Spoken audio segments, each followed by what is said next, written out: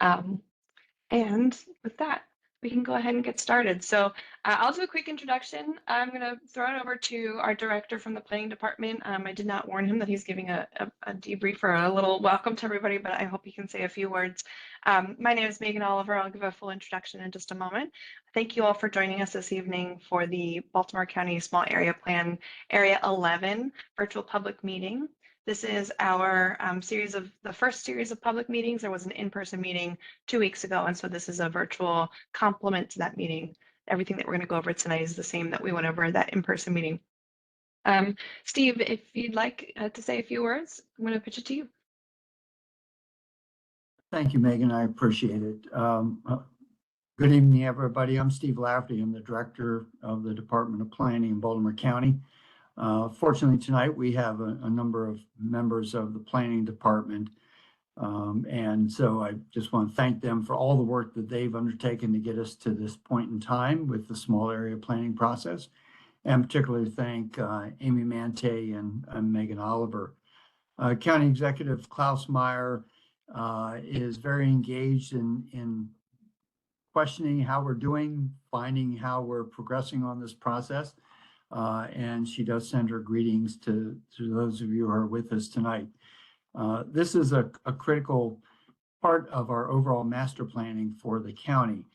And the small area planning process is really a way for us to focus on those elements and issues that were in the master plan, but looking at it at if you will, a micro level. We're also very fortunate to, have folks from Air St. Gross who have been one of our partners in bringing this forward to make sure that we are sort of moving in the right direction as we look not only here in the Essex Middle River, Bowley's Quarters, White Marsh area, but as we look then across the county going forward. Because this is the first of what we hope to be many small area plans that we'll be undertaking. I'll just turn it back over to you, Megan, because I think it's most important for people actually to be engaged in the conversation tonight. So thank you for being here, and thank you again, Megan. Thanks, Steve. As we begin, we might be joining virtually, but it's pretty safe to say that if you're in the area, you are joining from the traditional treaty territory of the Piscataway people. And I'd like to give a quick acknowledgement to those First Nations, the indigenous peoples who have called this land home for more than 10,000 years. We at the Department of Planning in Baltimore County have tremendous respect for the intimate relationship between people and place. And of course, we acknowledge and uphold the treaties of the First Peoples. That means we recognize, we support, and we advocate for the sovereignty of Maryland's indigenous nations, for historic indigenous communities, for indigenous peoples who live here today, and for those who are forcibly removed from their homelands. So whether you're on Piscataway people's land or the lands of another First Peoples, we pay respect to them, past, present, and future, and to their continued presence on this land. Another little bit of housekeeping before we begin, just a little bit of an intro to using WebEx, the platform where we're joining today, for those of you who might be unfamiliar. Just a few of the buttons here are called out because these are going to be what's most important. First, that mute button. If you wouldn't mind, if you haven't already done so, just go ahead and hit that right now. That'll mute your microphone just for the time being. When we jump to our breakout groups, you can unmute yourself. You can also adjust the audio settings if you're having trouble hearing or if you're having trouble with your microphone using these little downward carrots. Audio and video settings are over here. There will be opportunities to use the chat to interact with us. And so if you don't see the chat panel, there is a little chat bubble over here. You can click and this whole window will open up likely on the right side of your screen. And that way you can chat with everyone. You want to make sure that that's selected. You can also directly chat with somebody. So if you see a neighbor or a friend and you wanted to say hi, you can directly send a message to them. Just be sure that you're going back to everyone if you want to make sure that everybody can see the message after you've sent a direct message. You can also use reactions to react to a slide or to raise your hand. We will do our best to answer questions in the chat throughout this meeting. If there are questions that end up in the chat that we're unable to answer in the actual meeting this evening, we will be sure to provide those questions or those answers to those questions on our Small Area Plan 11 hub. And that's also likely where we'll end up sharing this presentation and any videos that we're able to take from tonight's meeting. With that, I'm going to jump right into our introductions. So here on the screen, you see just a handful of the faces of folks that you might see involved in this project. Amy Mante is the director, the deputy director with planning. She and Gane Diop from the community planning division are really helping to lead this effort. Myself, I'm coming in as sort of a project manager role. My name is Megan Oliver. I am the community planner for District 6, so a portion of my district is in this area, but really a community planner that you'll likely see in your day-to-day efforts is going to be Iyad. He's the District 5 community planner. A little bit about the Department of Planning when we're not here giving presentations. What we're doing is we're aligning demographic information, community population information with our planning efforts so that we can create the master plan, that countywide overall plan of recommendations, a vision for how we see the county growing and developing over the next 10, 20 years. We're also producing small area plans, which is of course why we're gathering this evening. We'll do the comprehensive zoning master plan process, and then we also help to weigh in on or to create other planning documents, whether countywide or for smaller areas or special interests. We are also joined this evening by our consultant team at Air St. Gros, as Steve mentioned. We have Amber Wendland, Laura Wheaton, and Will Story. We're really grateful and fortunate to have their expertise on this effort because this is the first small area plan that the county is creating. It's one of what will be 12. And so with their guidance and their expertise, we're able to set up a template and a precedent for moving forward and how we will complete the remaining 11 after this plan is created. And so they're representing a landscape architecture and urban design firm based here in Baltimore and have experience with campus master planning, with landscape plans, park plans, community plans, you name it. They've probably been involved in a lot of local projects as well. So again, grateful to be joined by them this evening. Quick rundown of the agenda of what we plan to go over. First, we're going to set the stage by talking about the Master Plan 2030 as the basis for the small area plan effort. We'll talk about what the small area plans are generally, more broadly speaking, before we dive into our understanding of Small Area Plan 11, which is the name for this area.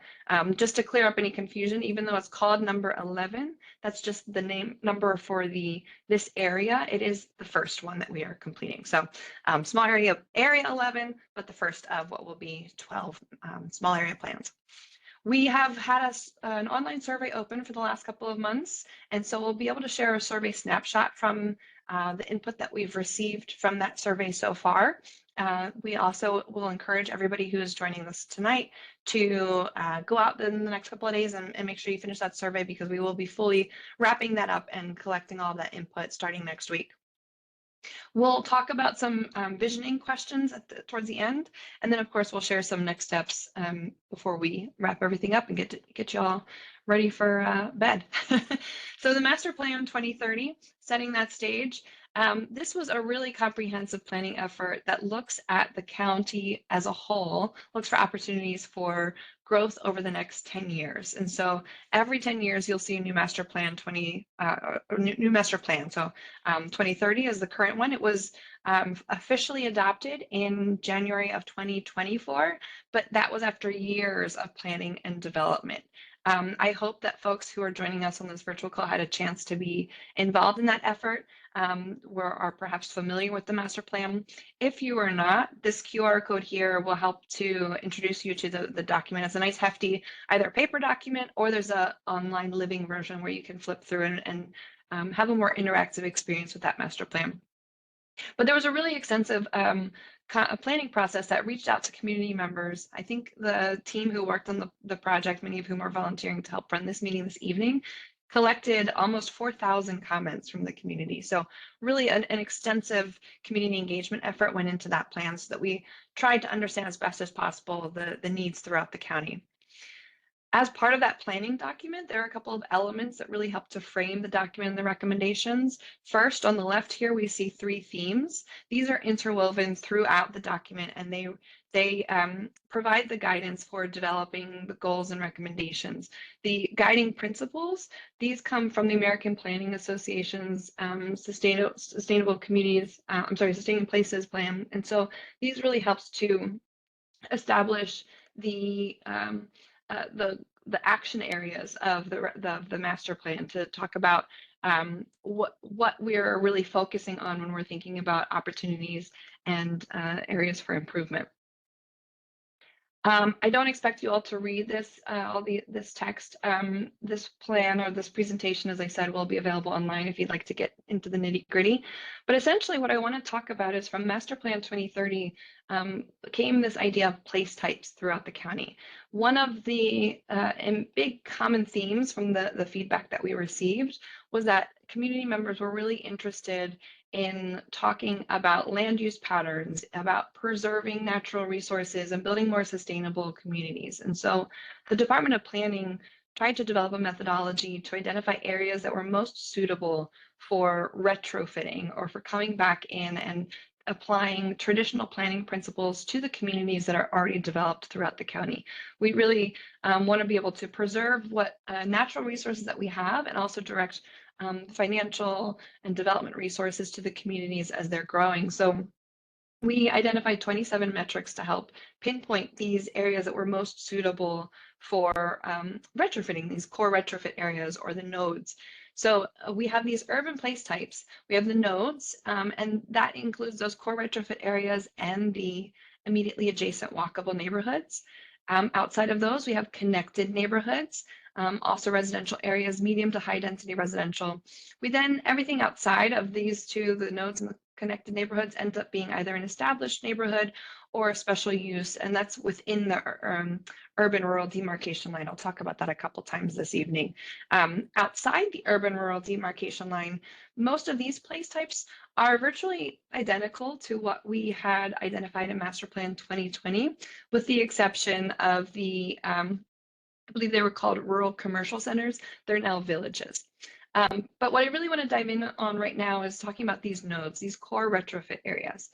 These are the most strategic locations for applying those retrofitting efforts. So as I said, it's applying those traditional planning practices to existing communities and areas of development. They're predominantly located near aging neighborhood centers, major arterials or big roadways, transit hubs or centers, or large gray field or previously developed properties. It does include, as I was saying, the adjacent residential and commercial properties, all in support of walkable development.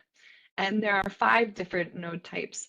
I'm not going to bore you with that tonight. You can go and look at the Master Plan 2030 to learn a little bit more about that. Really, I just wanted to share that these nodes are going to be really important for framing the conversation about the small area plans. In total, identifying these place types created this framework, and the master plan created this framework for pursuing a smaller area plans throughout the county. And that's what we're really here to talk about this evening. So essentially, what is a small area plan? So as I was saying, there are 12 of these areas throughout the county. They're really based around geographic and demographic centers throughout the community. And they reflect the unique needs and aspirations of local residents and stakeholders. We're here, obviously, in small area 11. And when we talk about the small area plans applying a place-based approach to planning, what does that mean? So essentially, Master Plan 2030 identified these goals for the county at this larger level. So the small area plans are really meant to filter those recommendations, fine-tune those recommendations at the local level and understanding the local context. So in some cases, there might have been a recommendation in the countywide Master Plan 2030 that either is not relevant for a local area, or perhaps there's something that was missing from Master Plan 2030, but is a particular need in a smaller area. And so these plans help to make that translation between the Master Plan 2030 countywide efforts and these smaller local areas. So it's identifying place-based strategies. The intention is also to gather together folks from the community to have these conversations about what place-based strategies look like in the community. So there's some developing a consensus. And I haven't mentioned it yet, but the small area plans are also the county's effort to really help distribute resources more equitably throughout the county. Previously, if a community wanted to have a community plan for their area or for the neighborhoods around them, they would have had to reach out to the council person, know that they had to reach out to the council person, and often would have to have their own organizing abilities and capacity to help to push an effort like that on their own. With the small area plans, we're really helping to kind of bring both a top-down and a bottom-up approach so that communities throughout the county are able to have these more focused efforts. And so as a result, we'll start to see that communities that have not had a community plan in many, many years will have planning resources directed to their areas. The small area plans, of course, are not being created in a vacuum. We're bringing in everything from Master Plan 2030. As I said, that's really setting the stage for these small area plans. We're also making sure that the small area plans are informed by countywide plans of various other types, bike and transportation master plans, health plans, you name it. We're also folding in the local community adopted plans and the sustainable community action plans. And more importantly, the small area plans really leverage the local knowledge, the wisdom from community members, and an on-the-ground assessment of the communities. Just really quickly what the small area plans are versus what they're not. So as I was saying, it's really a guide for these place-based land use development and zoning recommendations. It helps to align the countywide strategies at the local level, and it's informed by all of these other planning efforts that have been going on around it. It's not a legally binding document. And by that, I just mean that it's not regulatory, but it very much does inform how the planning department proceeds with any of our projects that we implement, with the projects that we are reviewing in development review processes. So it does still really serve as an important document for our department and moving forward. It's also not set in stone, and that just means that there is flexibility for the community to grow into the plan and vice versa, for the plan to evolve with the community over the years. The planning process that we're following is essentially, it's not necessarily linear. It's all these things kind of happen simultaneously, but we're really listening and learning from the community. We're then sharing back what we've heard and confirming our discoveries with the community. And then we're refining those recommendations based on feedback, and that will then lead to planning a report for the small area plan. This listen phase really actually does continue throughout the whole process. We're always listening to input, and that's always informing everything that we're doing with the process. Right now, we're kind of about right here. We've done a significant number of tasks just already come to this conversation with a little bit of an understanding. We've done our own background analysis where we're looking at demographics and information that we can pull essentially from our desktops. We've done informational interviews where we've met with community leaders to understand their perspectives of the communities and what they hear from their residents. We've had focus groups where we've had particular special interests. We've met with religious and community leaders. We've met with business leaders. We've met with developers, environmental and recreation interests, and I feel like there's a few more in there. We've had meetings with county agencies as well, all in support of understanding the community a little bit better. As I said, we've had an online survey that's been open. We'll soon be closing. And we've done a couple of intercept interviews. And by that, we just mean that we've stopped people in their tracks when they're out and about in the world, and we've asked them to tell us a little bit about what they want to see in their communities. So we've had our first in-person public meeting. Now we're at our virtual public meeting. Our next steps will be to take all of this input, synthesize it, and start to develop some recommendations, which will then return to all of you, to residents throughout the community, for confirmation that we're on the right track. So finally, small area plan 11, diving right into it. I don't need to share with all of you, your residents, you're familiar with the community, you know the area, but I just think it does help as we think about this context, as we kind of zoom out for a minute to understand the area in relation to what's around it. So of course, it's the southeast corner of Baltimore County. It spans 3 different councilmanic districts.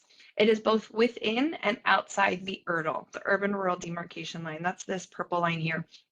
That line really serves to help to direct development inside, closer to the urban core, and as a result, we get to preserve a lot of the natural and agricultural land outside of it. We're also close by, and we're kind of sandwiched between Harford County and Baltimore City, so we have the dynamic of those other jurisdictions as well. We're bisected by I-95 and 695, so we have good connectivity north-south and all throughout the county. And we are bound by water to the east. That ends up being an asset in many ways. And in some ways, it ends up being a barrier or a hard stop or a hard line for us to make any connections further east. Just really quickly, I'm sure many of you are involved in a lot of these planning efforts. This is a sampling of some of the existing and previous planning efforts in the community, in the communities of Small Area Plan 11. As you can see, a lot of them are kind of aging, and so this plan really is coming at a great opportunity so that we can make sure that some of these recommendations are still relevant, or we can see what new things have evolved since these plans were put out. There are 4 nodes, if you think back of those place types that we talked about, 4 nodes in the area. There's White Marsh Mall is the node, Pulaski Highway is the node, Eastern Boulevard, Martin State Airport, and then right next to it is Eastern Boulevard, Middle River. We'll, in our breakout groups, talk about these a little bit further in a bit.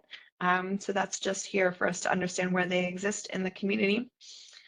And our basic understanding so far, so we've done a bit of background analysis. We really understand from our conversations and from our own research that connectivity is desired, or improvements to connectivity are desired throughout. So we want to make sure that the communities are able to access various resources and assets surrounding them and to be able to interact better with one another. Waterfront, of course, as I said, is a very important asset.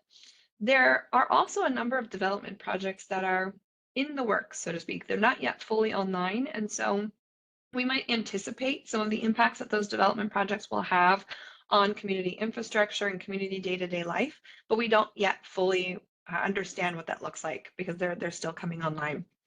There's also general interest in more parks and green spaces, more places for folks to gather. We'll ask a little bit more about that this evening as well. And then we do, of course, know that there are some significant transportation and traffic challenges throughout the area. As we look at the communities, we start to see that there's this network of corridors and hubs, major roadway network. A lot of that major network is shifted or pushed to the northwest portion of the area, whereas the southeastern portion is more land that's outside of the URDL, and it starts to get a little bit dispersed with these waterways mixed within. And so there are some gaps in the network, and that's true even up here in the northwestern areas. The waterfront areas of, end up being more dispersed, and so connectivity through those areas, as we'll talk about, I think becomes an important opportunity to explore. So really quickly, online survey snapshot. We took this snapshot in March before the public meeting, and so I'm really eager to see how after this week these results might have evolved.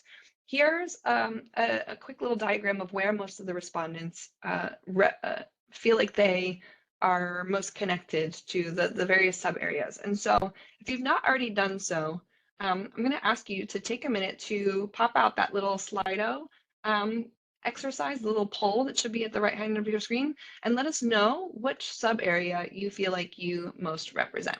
So I'm going to give us a second just to do that. If you have any trouble, you can let us know in the chat.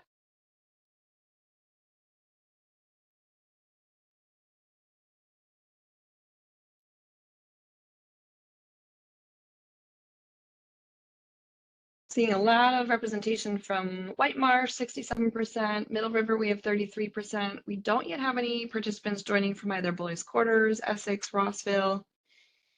I will also say that if you are joining by phone and you obviously cannot see the Slido, if you have a personal device or computer nearby you, you can go to slido.com. And I will pull up really quickly. There's a little code for you.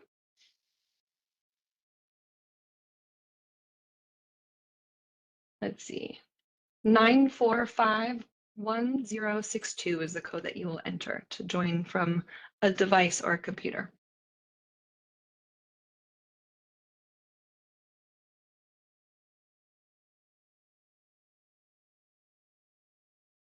Okay.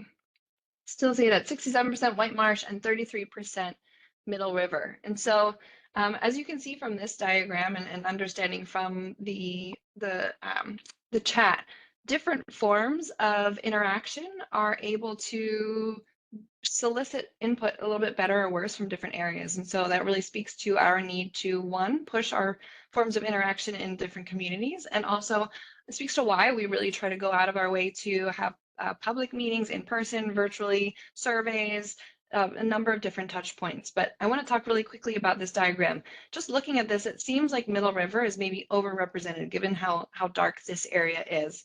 But if you compare the map on the left here, which is the respondent population, this is where folks who participated in the survey feel like they most represent, to this map on the right, which is the resident population, which is how population is distributed throughout these sub areas, you actually see that Middle River does have about 35%, or does capture about 35% of the resident population in Area 11.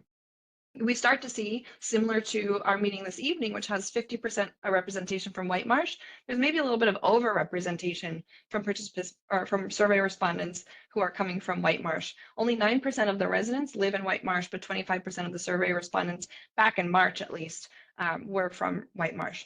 Meanwhile, we see that Rossville and Essex really are starting to be, they're underrepresented in the online survey responses. And so this is our request that if you have any neighbors, friends, community members who live in or represent these areas, either as business owners or residents, please encourage them to take the survey. We are hoping that when we close that survey, the map of respondents looks identical to the resident map. I'm going to dive into a couple of the other questions that we've asked for the survey. So one, what's the change that you'd like to see most in the area? This little word cloud takes all of the words that people provided in these open-ended answers, these text answers, and the words that appeared most frequently start to get bigger and bigger and bigger. And so here we can see that development was a big part of the conversation. What this diagram does not tell us is whether or not sentiments were positive or negative or neutral. So we really will have to dive into the open-ended answers to understand more fully how people are feeling about some of these things.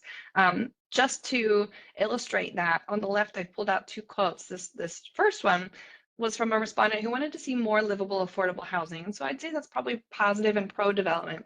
The next quote starts out by saying they want to see less development, more trees. They do go on to talk about how they also feel, though, that there is not enough affordable housing in the area.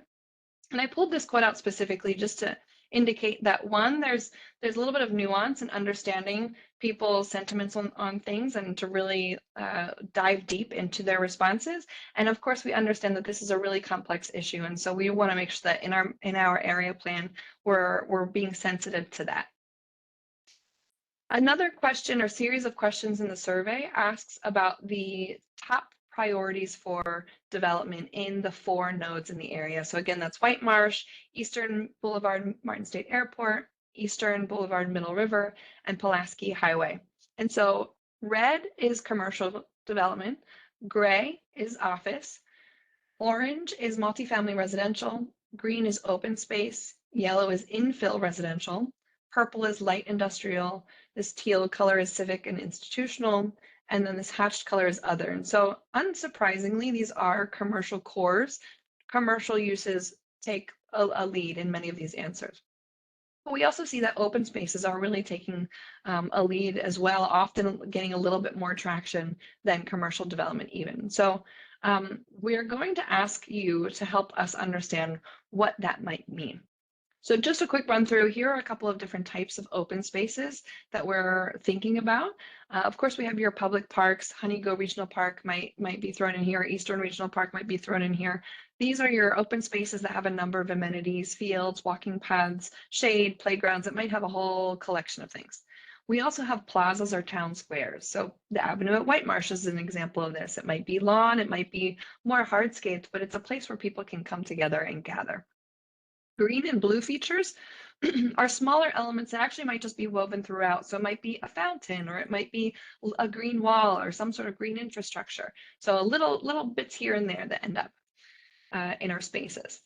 Pocket parks are those kind of leftover spaces that turned into a refuge or a place where people can connect with nature or experience art.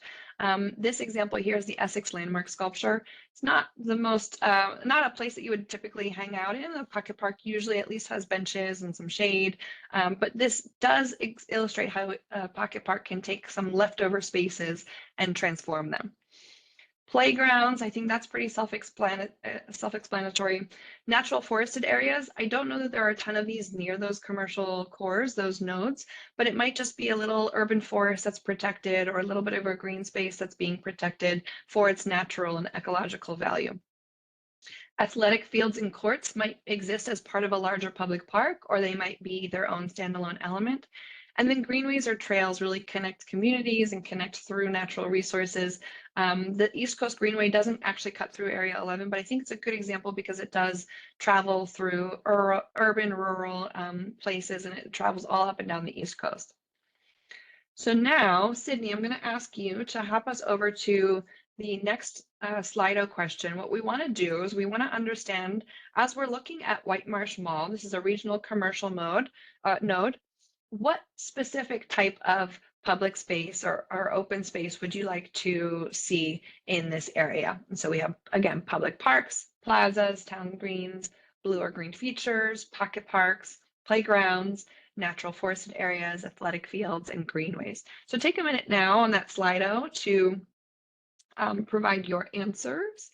And again, you can go to slido.com and enter the code 9451062 if you'd like to do this from your personal device.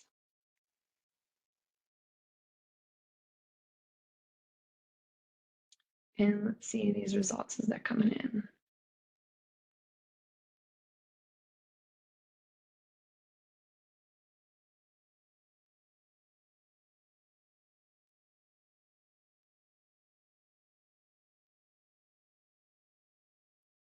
Sydney, I don't know if you have your mic on, but are you able to see who's voting for or how many people are voting for what?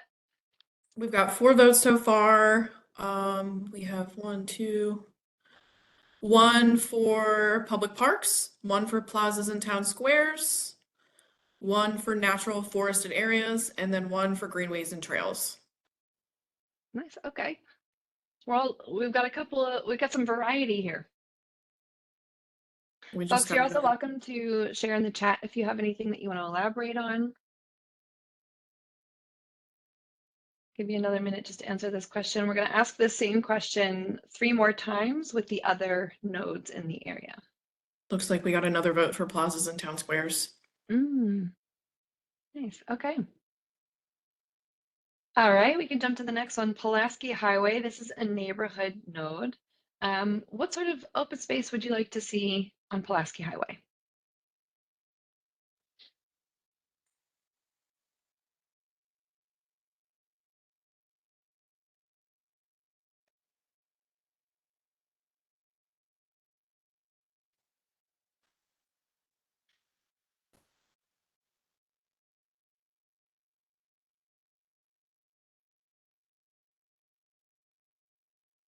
All right, Sydney, what are the thoughts here? We've got 2 votes for blue-green infrastructure, 1 for natural forested areas, 1 for pocket parks, and then 1 for greenways and trails. Okay.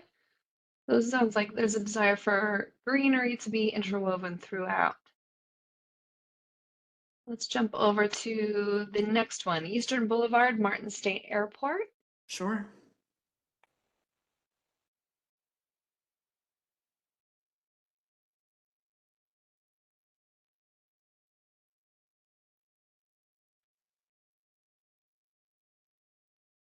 Public parks, natural forested areas, greenways and trails.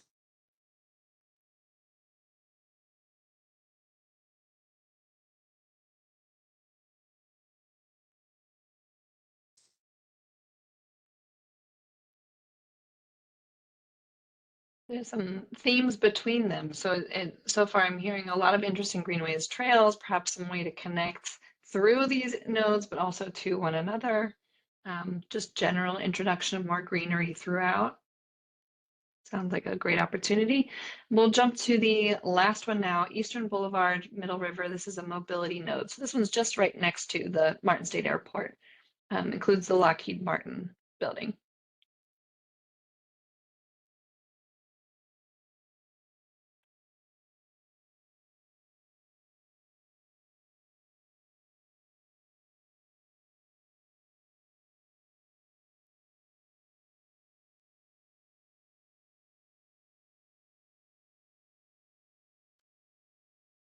We have 3 votes so far, 1 for public parks, 1 for natural and forested areas, and then 1 again for greenways and trails.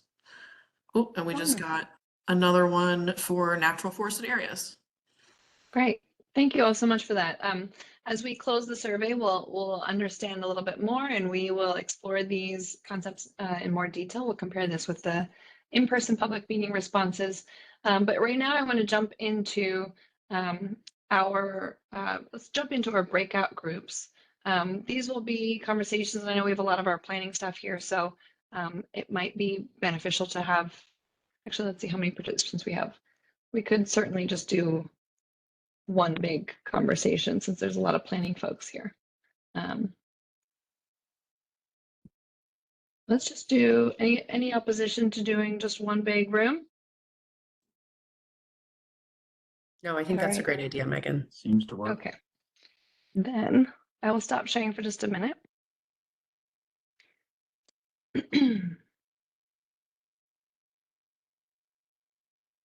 And start sharing.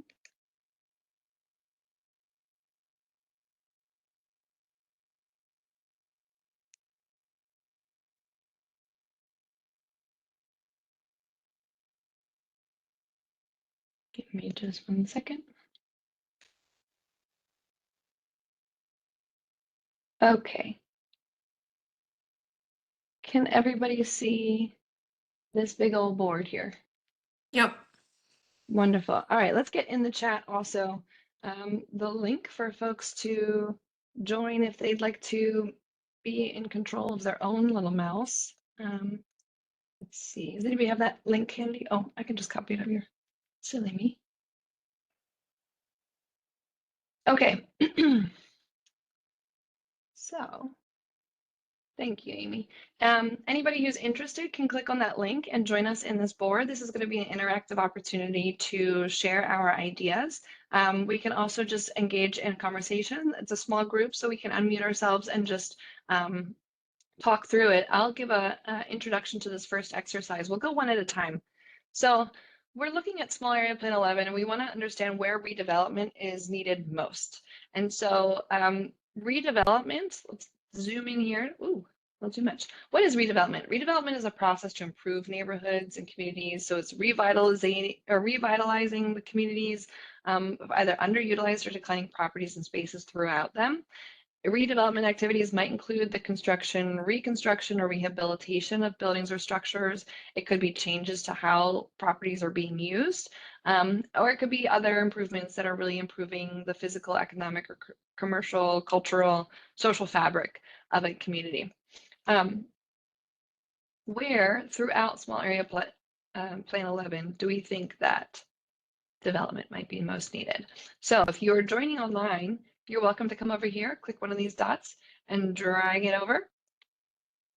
Or you're welcome to just use the chat or unmute yourself and let us know. We can make sure that we move that little guy around for you.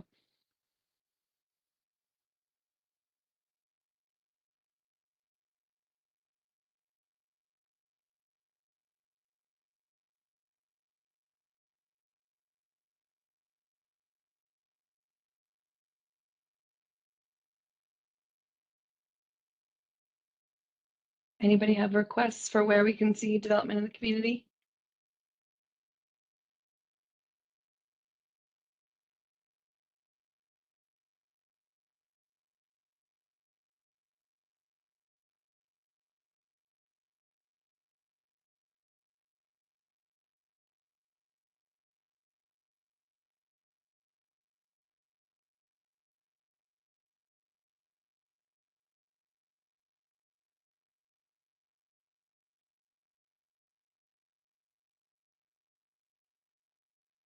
We got some shy folks in here this evening.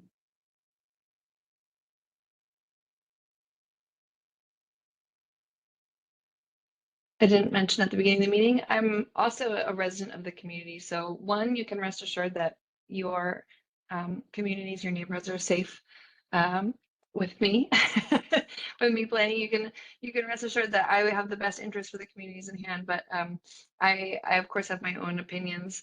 I don't want to take over the conversation with them, but want to make sure that we have a chance for folks to weigh in.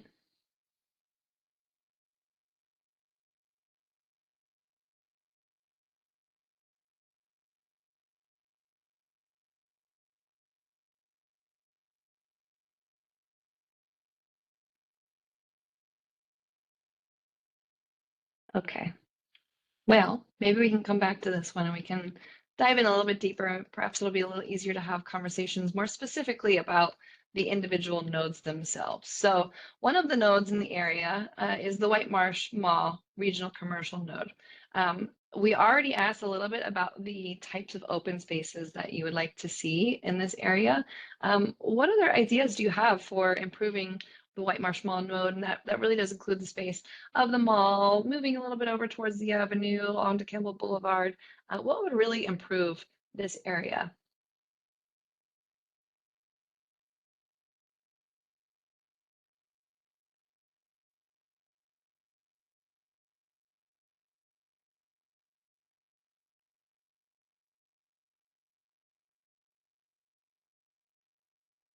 See some cursors moving around.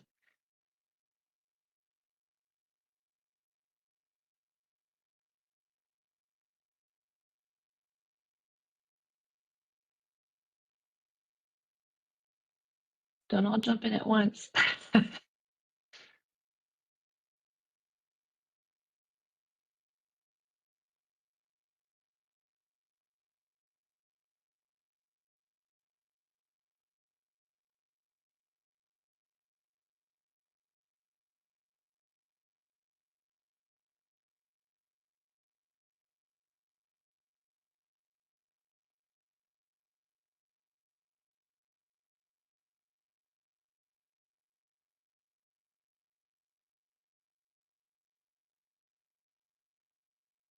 I see a 55 plus community.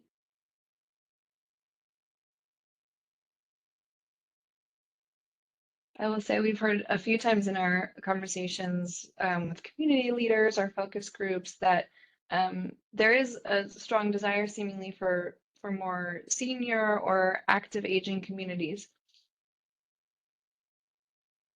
What about the talks of the green spaces that folks voted for in the activity? Do you want to elaborate any on the types of things that you'd like to see? I'll say, I'll get us started and just say that my house is probably right about here. So for me personally, I would love better connectivity. And so I'm really thinking a greenway or a trail that connects me down here, Perry Hall or on Honeyco over to some of these resources really be a helpful way to get around. I know that others talked about green blue infrastructure. I'd love to hear a little bit more about what specifically you have in mind.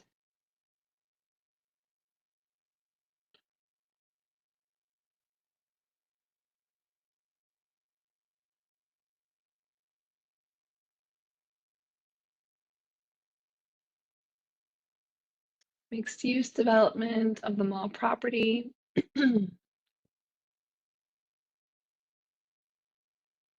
I think that's absolutely something that could really bring a lot of activity to the area. There are plans for residential, and thinking about how residential plus the commercial plus surrounding office all comes together. The interplay of all of those uses could improve the area significantly. I see trail connection built out from Perry Hall Boulevard to Perry Hall High School, outdoor entertainment, arts, music area.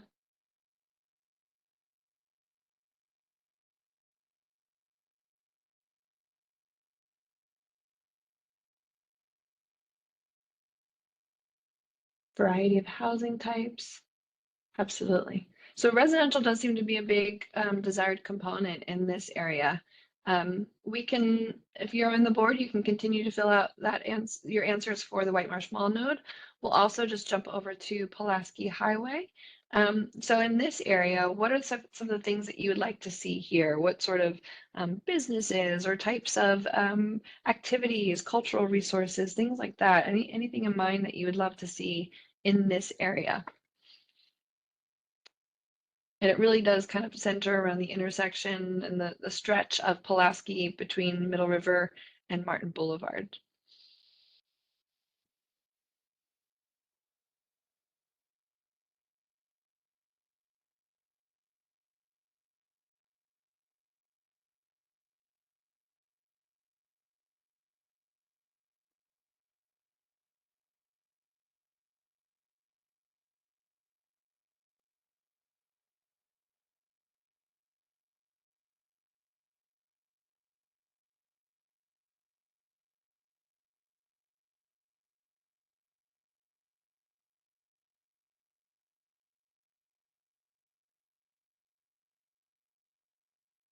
Any thoughts on Pulaski Highway?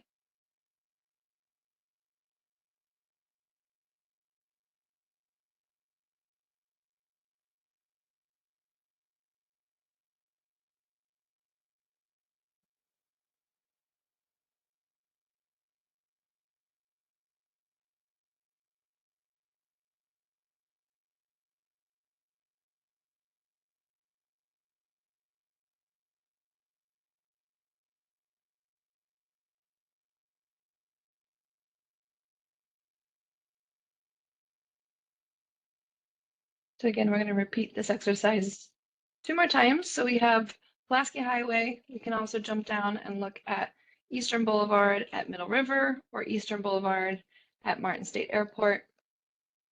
These two are kind of side by side. They could be viewed as one and the same, but just looking specifically at the Lockheed Martin area, the area surrounding the Lockheed Martin building, what things would we like to see here?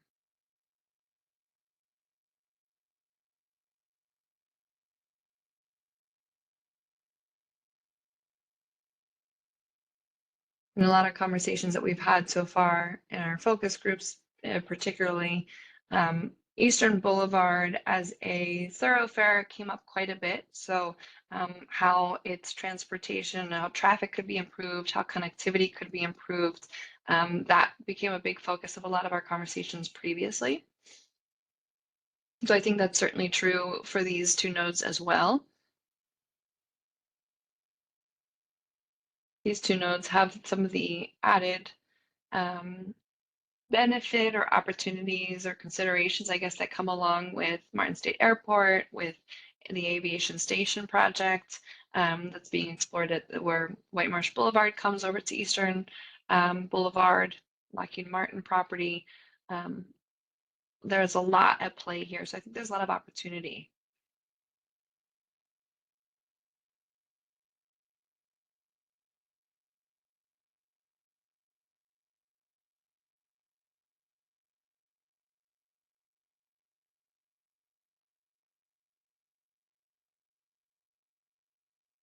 All right, any final comments or ideas for the 4 nodes?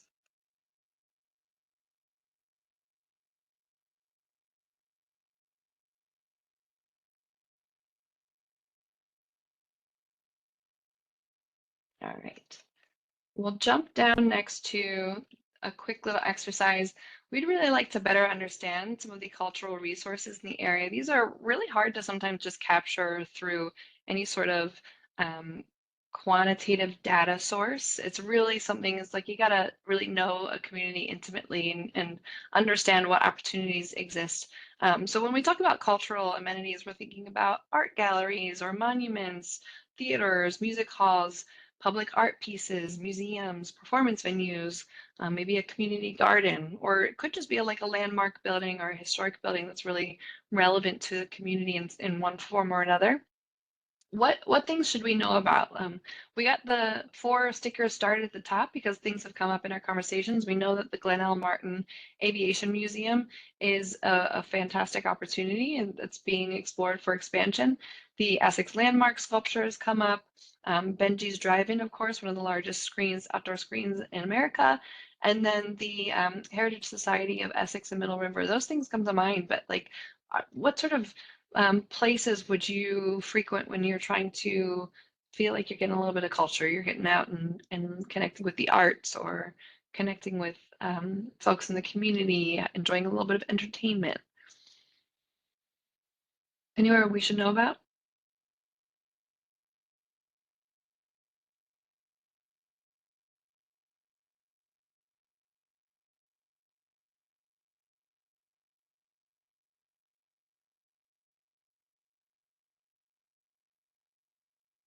I know there's got to be some really cool gems in the community.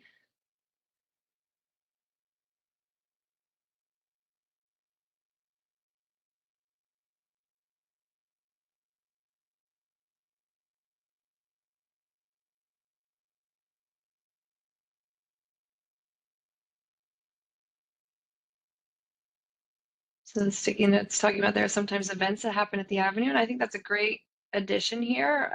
All of these examples at the left were really physical spaces, but the culture often is more transient or temporary, and so it does include programs that are happening in the community, events, things like that. And so it's great to know that that's happening and to tie that to the specific space of the avenue. Comes to mind also is there food truck rallies that happen at the firehouse. So things like that, events can also be great opportunities to explore culture.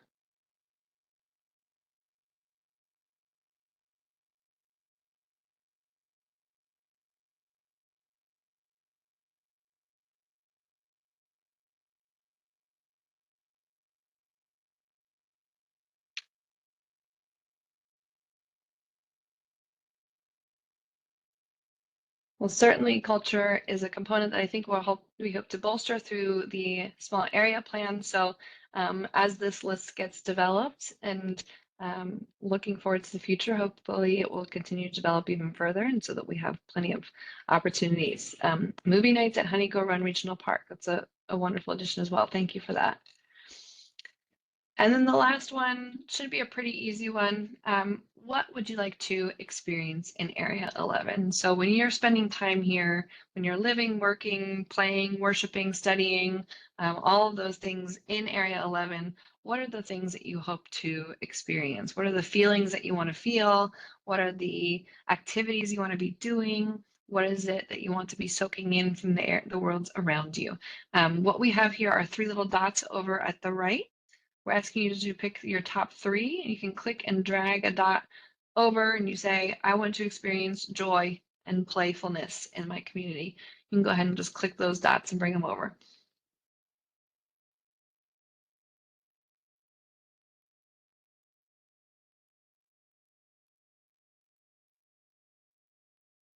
The options here for those who are on the phone, there's joy and play, physical activity, nature, gathering with family and friends, scenic beauty, entertainment, community pride. Community pride's apparently on there twice, it's so important. Feeling safe and welcome, local shopping, improved mental health, special events, dining out, arts and culture, or an escape from the day-to-day.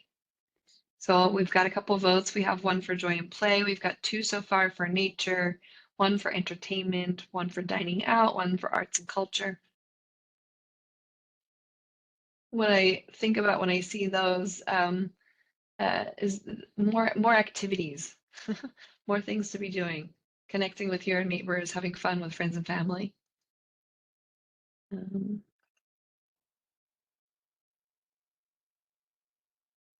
Amy, absolutely, you can add more.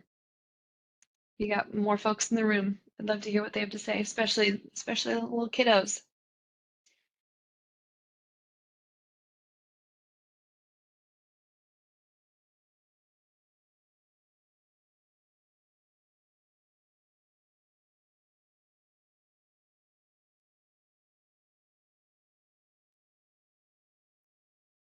Special events.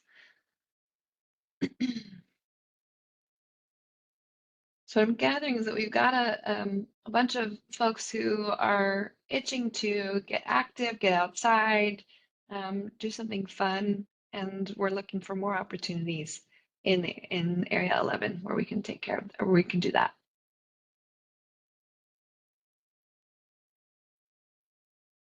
Well, this has been really helpful, everybody. I'm going to leave this, I mean, the link, of course, is still in the chat, so you're welcome to stay in here and to interact with the board as much as you'd like. You can grab your friends and family, or like Amy did, the other warm bodies in your house and bring them along to get their input as well.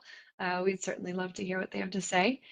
For the time being, I'm going to stop sharing and jump back to the presentation.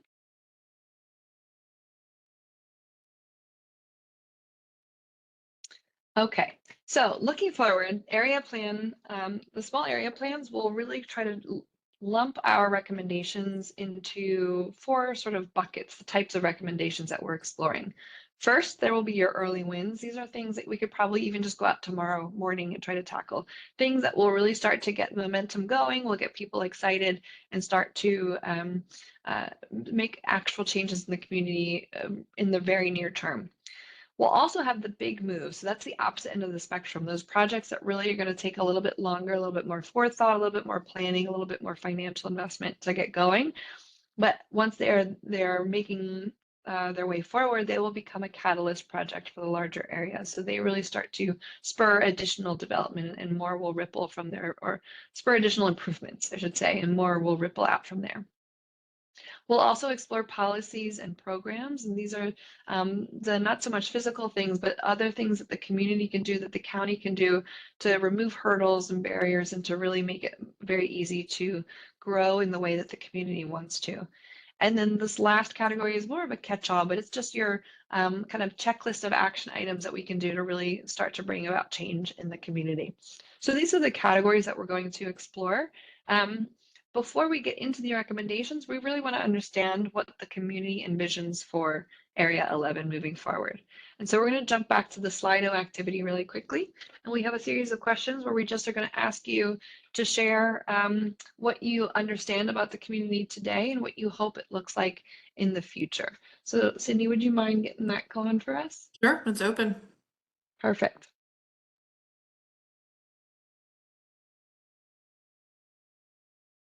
So this is a text answer. Go ahead and share what are Area 11's greatest strengths or greatest assets.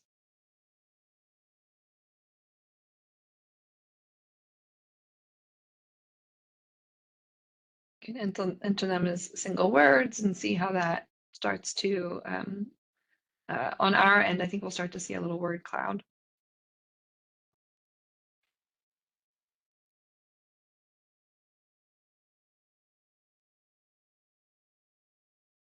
Nature and water, diversity.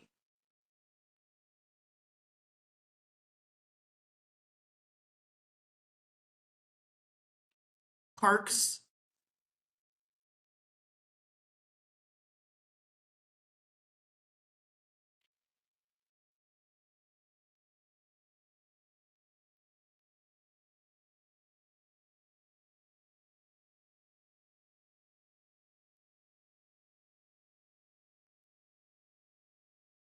You can enter more than one if you've come up with another word or quality that you'd like to include.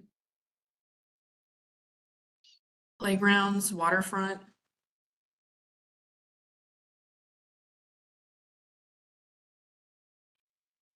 So the Streams. landscape, nature, that seems to be really a good selling point for the community. Of course, we have all this waterfront here that we're looking at on the east side, streams that run throughout, green space. We also have forests as an answer. Wonderful, thank you. The next question is, what does the community value? And so this is really thinking about the qualities, characteristics, principles that are important to the residents of the community.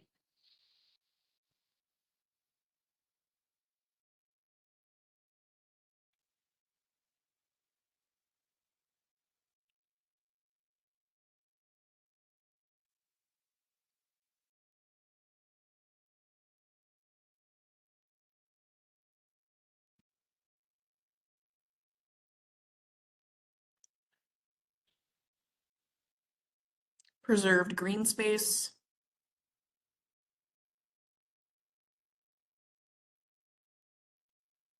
Belonging, nature.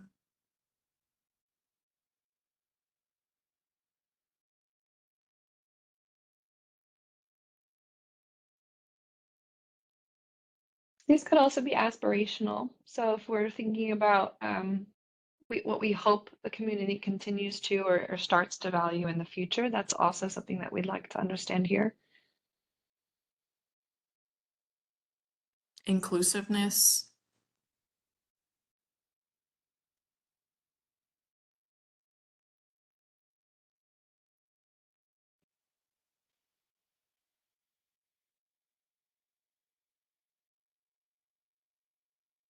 Great, thank you. I appreciate clearly there's the theme of natural elements, and we're starting to see more of a relationship between the community members themselves, a sense of belonging, a sense of being welcome and included.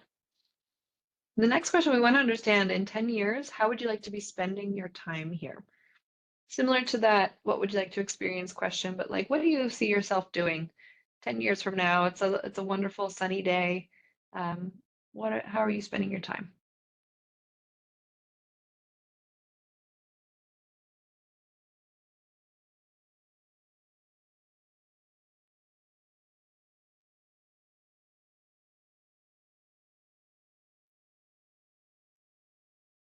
Enjoying natural resources, bike rides. I love that. Mm-hmm. Spending time in nature, walking to a farmer's market, enjoying a live show. Right.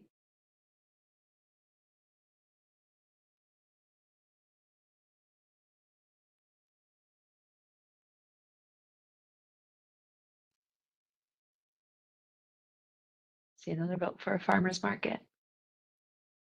Community events.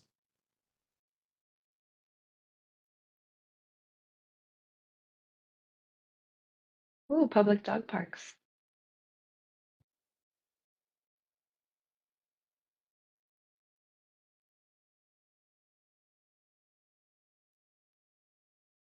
Okay, and similar question, in 10 years, what words do you hope to be using to describe Area 11?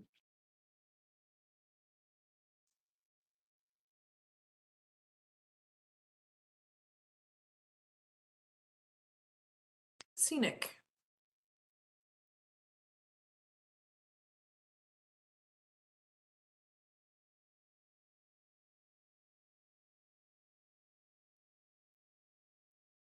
Diverse.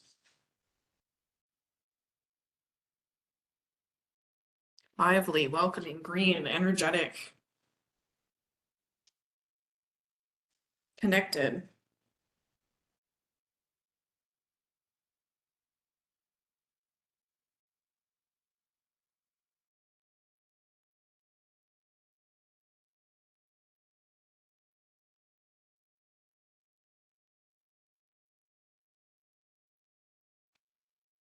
Okay, and I'll move on to the last one here. I think it's the last one. In 10 years, how will we know that the small area plan 11 planning effort was successful? And so by this, we're trying to say, like, you look around, you look at the area 11, what do you see that tells us that we did a good job?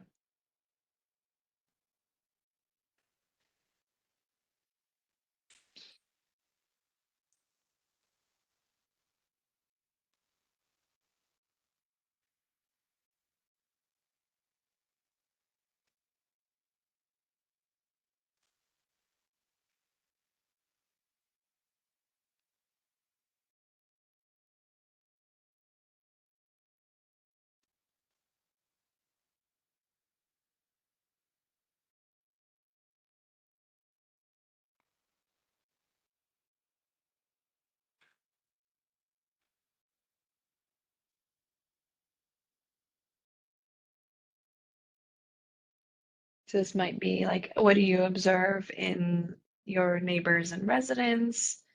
Could be when you look at the nodes, how do they look?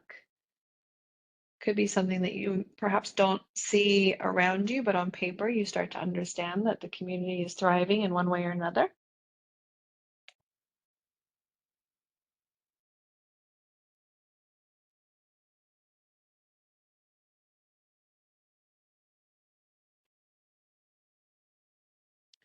Land preservation, housing, strong economy, support, more cultural activities, increased incomes.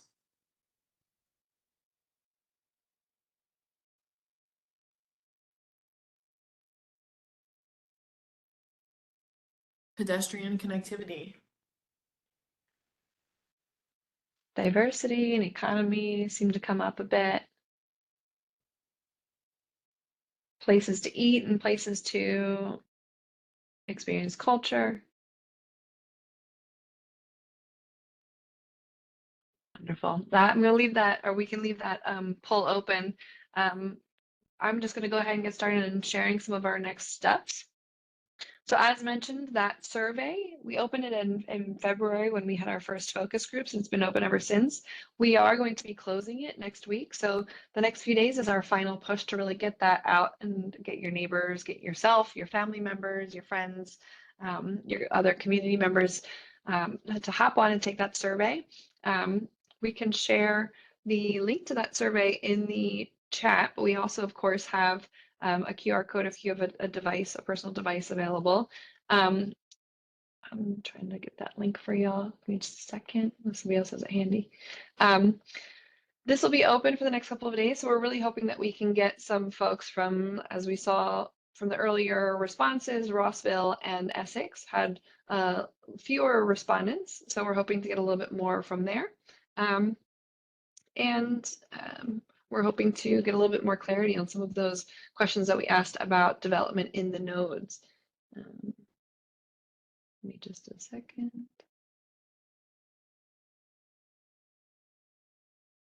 Thank you, Jen. Your computer's not cooperating. So for anybody who's not able to scan that QR code, we have the link there in the chat. That survey, once that closes, we're really going to dive deeply into all of the input that we've received so far. So we've got some input at tonight's virtual meeting. We also had great turnout at the public meeting 2 weeks ago. We have our focus groups, our intercept interviews where we stop people on their tracks. We have our informational interviews that we had with community leaders. So we really have a good foundation of input that we've received so far from the community. We're going to synthesize all of that to understand what are those big themes, those emerging needs and opportunities that have come out of those comments and come out of the feedback that we've received. Once we take that synthesis, we'll start to translate it into emerging ideas for opportunities, for recommendations, and we'll start to look at that in Area 11 as place-based recommendations, as programmatic recommendations, as I was talking about earlier, those early wins and those big catalyst projects. We will be coming back to the community hopefully early in the summer to share what we've come up with to make sure that we understood the input that we've received appropriately and that we're in the right direction, we're on the right track. So that will be an opportunity for community members to weigh in on those recommendations and to provide their reactions. After that, we'll start to pull all those recommendations into a report. So similar to how the master plan has that physical copy and an online copy, we'll have a report that really does catalog all the input that we've done, collected, and catalog all of those recommendations that we've identified. The important thing in our department is to make things implementable. And so our department is really looking at ways that we can outline a path forward, a clear path forward with our recommendations so that the plan doesn't just end up sitting on a shelf collecting dust somewhere. We really want to make sure that the recommendations that we outline in this plan can move forward and that the community and the county both have what they need to make sure that they're moving forward towards completing the action items and goals identified in the plan. So that's really what the path forward looks like. As I said, the immediate need is for folks to participate in the survey. And stay tuned. We'll share information with that next series of public meetings once those have been scheduled. And in the meantime, I just really appreciate everybody coming out today, taking some time in your evening, bringing your families along for the ride as well. I think it's been really meaningful to engage the community for this project, and I appreciate your time. So thank you all so much. Stay tuned. We'll be in touch with updates as we move forward. Thank you, Megan. Thank you all. I'll stay on board, so if anybody has questions, they can include in the chat or ask me directly. I'm happy to stick around for just a minute.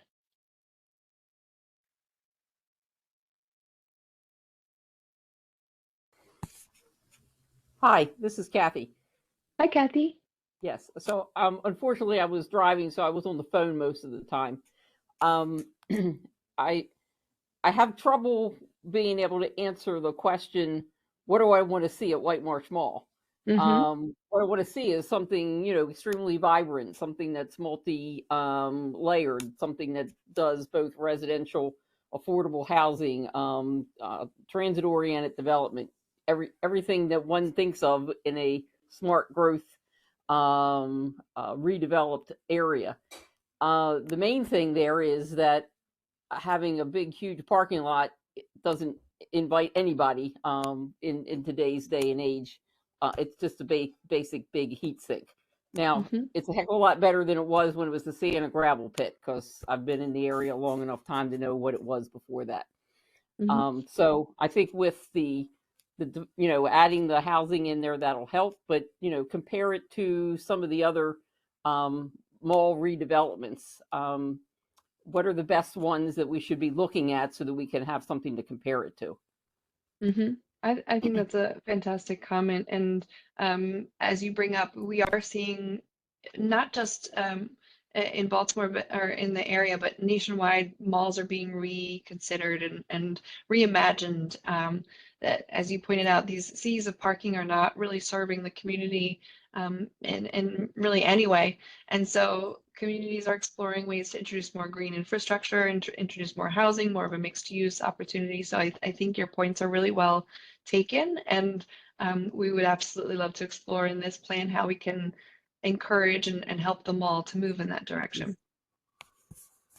Okay. Kathy, Steve Lafferty, good to see you. Thanks for being here. And I think that's the intent of the nodes, and really what we envision in the master plan is helping to guide us through the various, especially commercial nodes such as White Marsh Mall.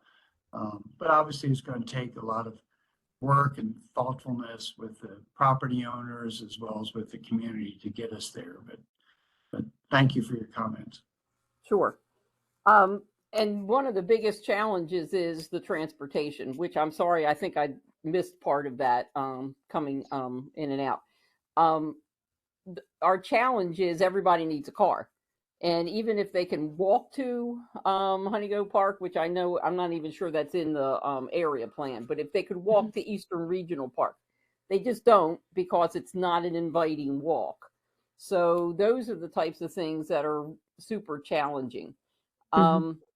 Let's go to Pulaski Highway. I did hear finally that you meant between Middle River Road and Martin Boulevard, which is pretty much all big warehouse type things. So are you thinking that there are going to be some changeovers of ownership of some of those places? Or, I mean, this is not a stretch, except for that one older community there that's on the northeast side of Martin Boulevard and that one corner there. It's not like a lot of housing around there. So I just don't really quite get what would be a node there. Bring back the bowling alley. Oh, that'd be great. Yeah. So our identification of nodes wasn't necessarily speculative. By that I mean it wasn't anticipating that property owners were going to be changing over or selling, or there were going to be any changes like that in the near future. It really looked at a very data-driven approach to understanding what places throughout the community were prime for retrofitting in the future. And so it really is saying in the back of our minds, okay, as land changes over, as developers become amenable to new changes or property owners become amenable to new changes, where would we best be served by directing our resources? And so it's really taking that long game approach of understanding the opportunity areas. And it doesn't necessarily mean that those property owners are planning to do anything just yet, but yeah, we identified 27 different metrics to pinpoint those core retrofit areas, and so that's how we pinpointed those areas. Yeah.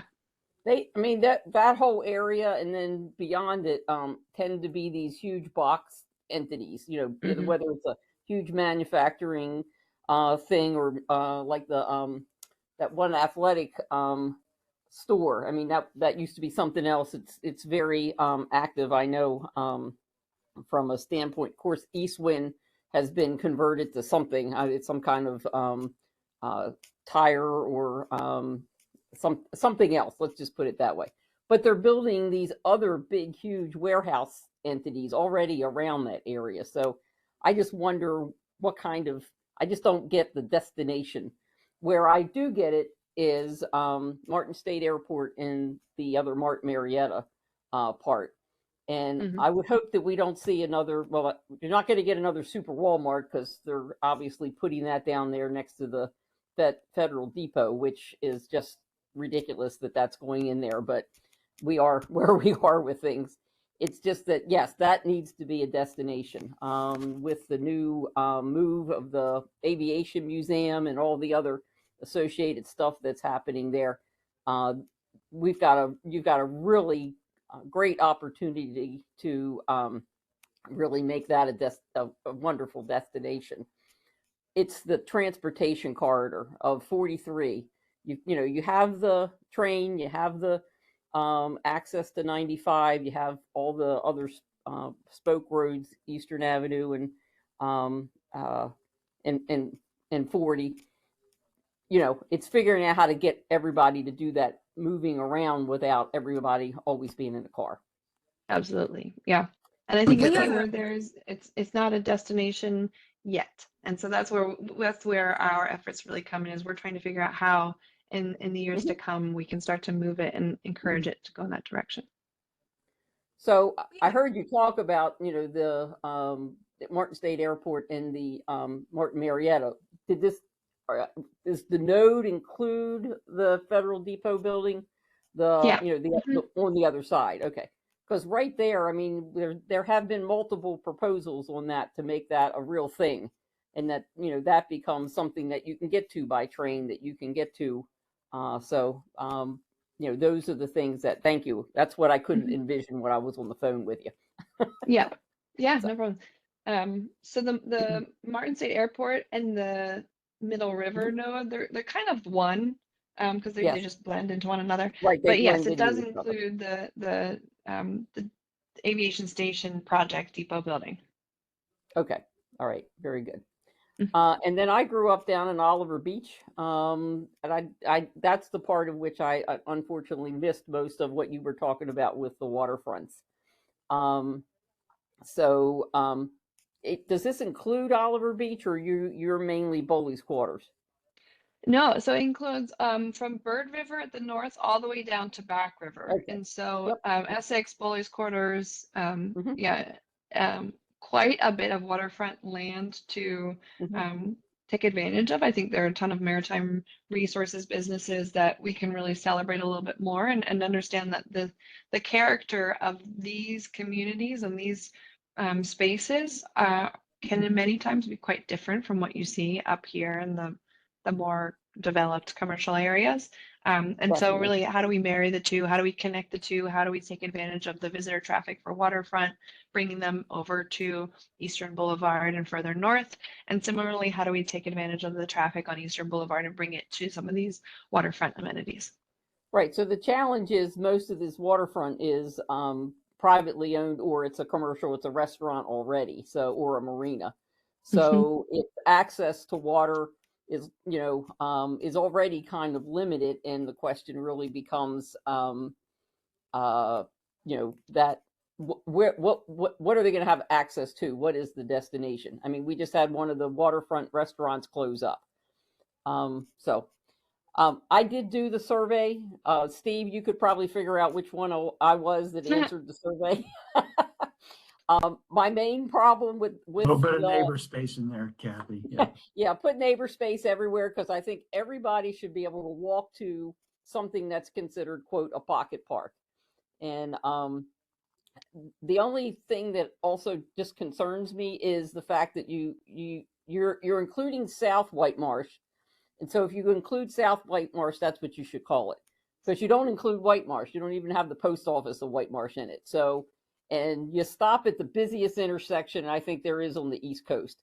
This thing is an absolute nightmare. And I don't expect you all to solve it, but it's a nightmare of Route 7, the train, and Route 40 right there at Ebenezer Road. And how we haven't had a ton of major accidents, I have no clue. And a train taking people out who sit actually on the track. It's really just a nightmare every day. You just never know how long it's going to take you to get through it. So, Mhm.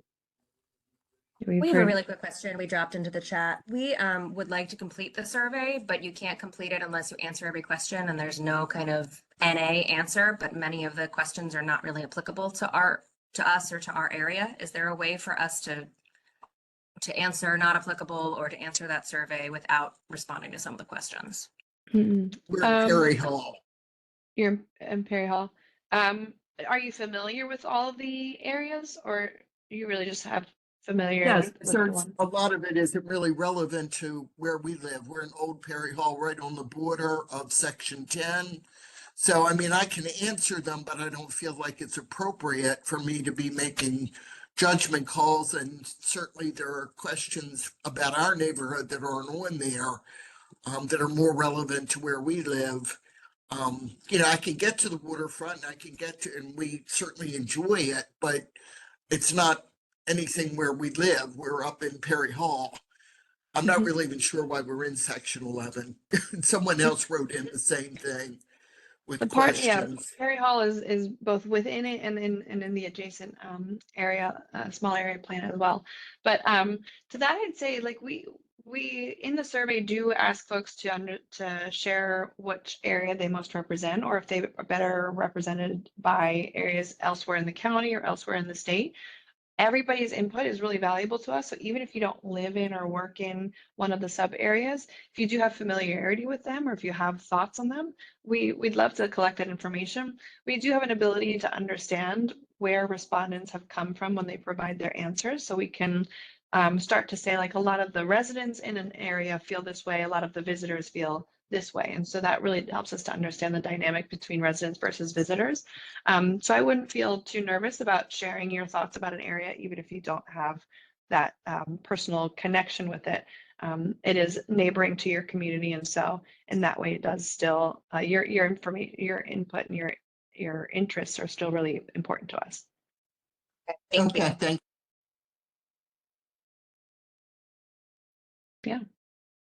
Well, I really appreciate everybody's participation and joining us for this evening. I will have updates soon with all the input once we start to dive into it, and hopefully you'll be available to join us for the next public meeting as well. So thank you so much. I appreciate it. Thank you all. Take care. Thank you. Have a good night, everyone.